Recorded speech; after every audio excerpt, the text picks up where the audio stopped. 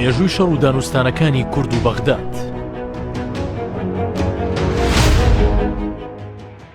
دوای ئەوەی خەباتی کورد بۆ خودموختاری و سربەخۆیی لە بەرچاو نەگیرا و دواتر لیکێنرا بە عێراقەوە، قۆناغی شەڕ و خەباتی کورد گەر جاران بەرامبەر ئیمپراتۆریەتی عوسمانیەکان و دەسەڵاتی بەریتانیا بوو بێت، ئەوە گواسترایەوە بۆ شەڕ و ململانێ لەگەڵ دەوڵەتە تازەکە کە لەسەر حسابی کوردەکان پێک هاتبوو. کورد لە نەتەوەیەکی خودان مێژووی دەیان ساڵەوە کرا بە پێکهاتەیەکی ناو عێراق. یەکەمین هەڵبژاردننی عێراق وەک دەوڵەتێکی تازە لەدایک بوو سەرتاسەری بوو بە کوردستانیشەوە. لەم کاتەوە ڕەتکردنەوە و جەنگ دەستی پێکرد. خەڵکی ناوچەی سلێمانی بە شیعاری ئەوەی سندوقەکانتان بەرنەوە بۆ عێراق، ئێرە عێراق نییە، بەرهەڵستیان ئەنجامدا. لە 21/11/1922 شاندێکی کورد لەگەڵ نوێنەری بەریتانیا کۆبوونەوە و تیایدا ئەم داواکاریانەیان خستە ڕوو بەسەر بەخۆیی ناساندنی باشووری کوردستان و سەرجەم ئەو ناوچانەی کوردی تێدا زۆری نەیە ببێت بە بەشێک لە کوردستان. شێخ مەحموود بە حکومداری کوردستان دیاری بکرێت. نوێنەرایەتی ئەو کاتی بەریتانیەکان ڕازیبوونی خۆیان ڕاگەیان بە مەرجێک لە چوارچێوەی عێراقدا بێت. پێشنیاریان کرد بە شاندێک بچن گفتوگۆ لەگەڵ عێراقدا بکەن، بەڵام بەهۆی ناشارەزایی کورد لە دیبلۆماسیەت داواکاریەکان پشت گوێخرا. لە ساڵی 1932 وەفدی عێراق بە هاوکاری بەریتانیەکان لە گفتوگۆدا سەرکەوت و عێراق پێگەی بەهێزتر بوو. کورد لە سەرێکی جونگەکەوە بوو بە کیانێکی بچووکی ناو گۆڕەپانی سیاسی عێراق. ساڵی 1943 عێراق نێردراوێکی خۆی نارد بە ناوی وەهاب حەمەعەلی ئاغای جوندیانی بۆ لای مستەفا بارزانی و تیایدا ئاگاداری کردنەوە بۆ وتووێش. لە 29/11/1943 مەلا مستەفا بارزانی لە بارەگای خۆی لە گوندی بێستری چاوی بە وەفدەکە کەوت و بە بێ ڕێکەوتن گفتوگۆکە کۆتایی هات. لە ئەسنای شەڕدا دەستمان کەوتن، لە دنیا هەموو شتەیە. لە دوای گەڕانەوەی مستەفا بارزانی بۆ دەڤەری بارزان، دەوڵەتی عێراق ساڵی 1944 چەند جارێک لە ڕێگەی وەزیری دەوڵەت ماجد مستەفا هەوڵی ئاگربەستیاندا. بەر ئەنجامی ئەو لێکتێگەیشتنە ئاگربەست ڕاگەیەندرا بە جێبەجێکردنی هەندێک لە داواکاریەکانی بارزانی. ساڵی 1946 لەسەر داوای قازی محەممەد بارزانی بانگهێشت کرا بۆ ڕاگەیاندنی کۆمارەکەی بە سیفەتی ئەوەی سەرۆکی لەشکری بارزانیەکان بوو. هەر لەو ساڵەدا بارزانی کرا بە سەرۆکی پارتی دیموکراتی کوردستان.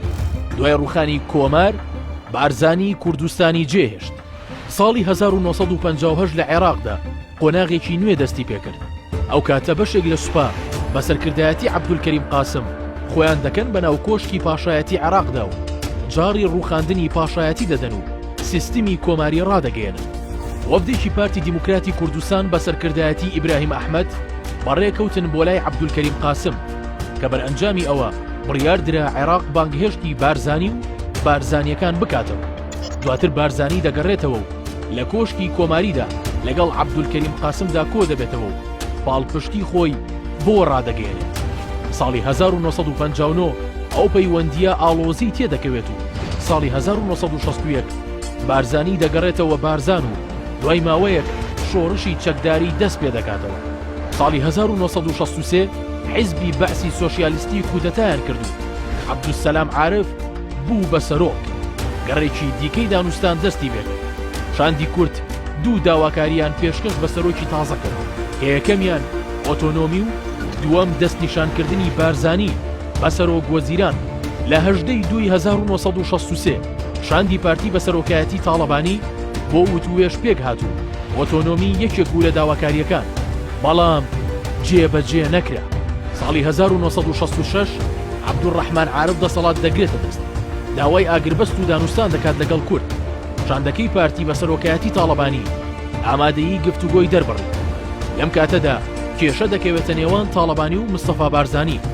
لەم کاتەوە کورد وەک دوو ئاراستەکاری دەست پێکرد. دواتر نەگەیشتە ڕێکەوتن و شەڕ هەڵگیرسان. ساڵی 1968 کودەتای بەعسیەکان ئەنجام دەدرێت. دوای 2 ساڵ گفتوگۆ لە ساڵی 1970 بەیاننامەی 11 ئازار بۆ پێدانی ئۆتۆنۆمی بە کورد ڕادەگەێنرێت بەڵام بەکردار جێبەجێ نەکرا. ساڵی 1974 ڕێکەوتنامەی جەزائیر لە نێوان عێراق و ئێران ئیمزا کرا و خەباتی کورد کۆتایی هات. ساڵی 1975 باڵی دووەمی پارتی و هەندێک لە کەسایەتی یەکێتی نیشتیمانی کوردستانیان دامەزران. لەوێوە قۆناغێکی تر لە شەڕ دەست پێ دەکات.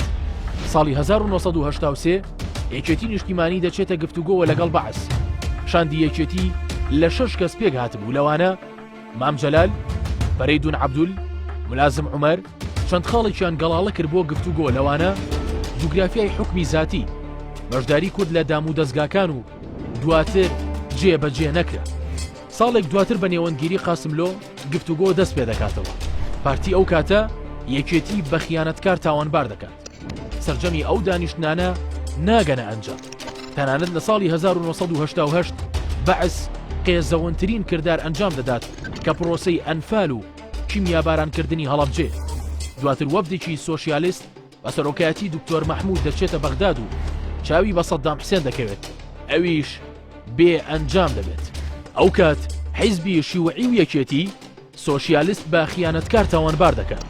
لە دوای ئەمەوە کورد بەهۆی شەڕی خۆیەوە ئاگاداری ئەوە نەما لە دەرەوە چی دەگوزارێت. شەڕ درێژەی دەبێت لە ناوخۆ لەلایەک و لەلایەکی دیکە لەگەڵ بەعس.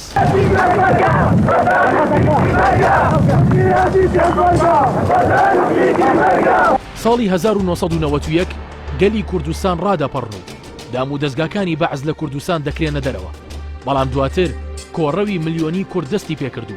پاشان ڕاپەڕینی دووەم و سێهەمیشی بەدوا دەهات. لە دوای کۆڕەوەکەوە کورد گفتوگۆکانیان لەگەڵ بەغداد دەست پێکردەوە و چەندین مانگ وەفدەکان لە بەغداد دەمانەوە و هەریەک لە تاڵەبانی و بارزانی و نەوشیروان مستەفا بەشداری وەفدەکانیان کرد و چاویشیان بە سەدام حوسێن کەوت. بەڵام ئەم گفتوگۆیانەش بێ ئەنجام بوون و بەغداد بڕیاریدا دام و دەستگاکانی لە هەرێمی کوردستان بکشێنێتەوە. لە ساڵی 1992 حکوومەتی هەرێمی کوردستان و پەرلەمان دادەمەزرێت تا ڕووخانی سەدام لە 2003 کورد لە شوێن ڕێکەوتن و کۆکردنەوەی پشتیوانی شەڕی ناوخۆیان درێژە پێدەدەن و تا ئەمڕۆژ زۆنی سەوز و زەرد بە دوو ڕێگەی جیاوازدا دەڕۆن. دواتر نوێنەرانی پارتی و یەکێتی ڕۆڵ دەجێڕن لە بنیادنانەوەی عێراق. دەستور دەنووسرێتەوە و فیدراڵی بۆ کورد دەچەسپێت، بەڵام لەو کاتەوە تا ئێستا شاندی کوردی دەچێتە بەغداد و هی بەغداد دێتە هەرێم بە بەردەوامی. بەڵام ناکۆچیەکان وەک خۆی ماوەتەوە هەر ئەو ناکۆچیانە و تەسلیم نەکردنی نەوتی هەرێم بە بەغداد بوونەهۆی دروستبوونی قەیرانی دارایی و بڕینی موچەی فەرمانبەران. نەوشیروان مستەفا ئەمین لە کتێبی خولانەوە لە بازنەدا دەڵێت کوردەکان هەر جار وەفدێکیان دەگۆڕی، نەک بۆ بەهێز بوو، بەڵکو تا بای باڵی خۆیان بدەن و جەوێک وەرگرن.